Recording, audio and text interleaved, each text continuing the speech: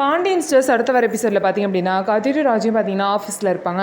அவங்களோட ட்ராவல் ஆஃபீஸ்க்கு பார்த்திங்க அப்படின்னா பழனி வந்து வந்திருப்பாரு. வாங்க மாமா உட்காருங்க அப்படின்னு சொல்லுவாங்க.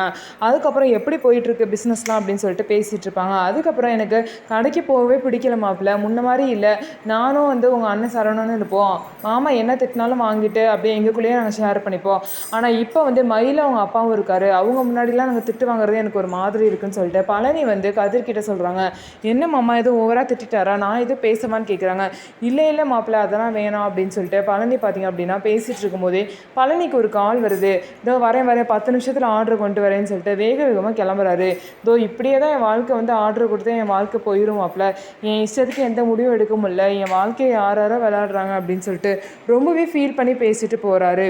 இன்னொரு சைடு பார்த்திங்கன்னா மீனா வீட்டிலேருந்து மீனாக்கு தீபாவளி சீர் கொடுக்க அவங்க அம்மாவும் அப்பாவும் வந்திருப்பாங்க. அதை வந்து பார்த்திங்க அப்படின்னா மாமியார் வீட்டில் வந்து செந்திலும் மீனாவும் வந்து அந்த சீராக வாங்கிப்பாங்க. அதுக்கப்புறம் தீபாவளிக்கு நாளைக்கு வீட்டுக்கு வந்துடுங்கன்னு கூப்பிட்டுட்டு போவாங்க. அதுக்கப்புறம் மீனா பார்த்திங்க அப்படின்னா மீனா வந்து ஒரு சந்தோஷமாகவே இருக்க மாட்டாங்க. என்னாச்சு உனக்கு, உன் முகத்தில் ஒரு சந்தோஷமே இல்லைன்னு சொல்லிட்டு அவங்க அம்மாவும் அப்பாவும் கேட்கும்போது, எல்லாம் அங்கே கோட்டர்ஸ் போனதுலேருந்து மீனா இப்படி தான் இருக்கான்னு சொல்லிட்டு செந்தில் வந்து கம்ப்ளைண்ட் பண்ணுறாரு. ஆனால் பார்த்திங்க அப்படின்னா மீனாவோட அப்பாவும் அம்மாவும் புரிஞ்சுக்காம தனியாக இருக்க தான் நல்லதுன்னு சொல்லிட்டு மீனாவுக்கு சொல்கிறாங்க. ஆனால் மீனாவுக்கு தனியாக இருக்கிறது சுத்தமாகவே பிடிக்கல.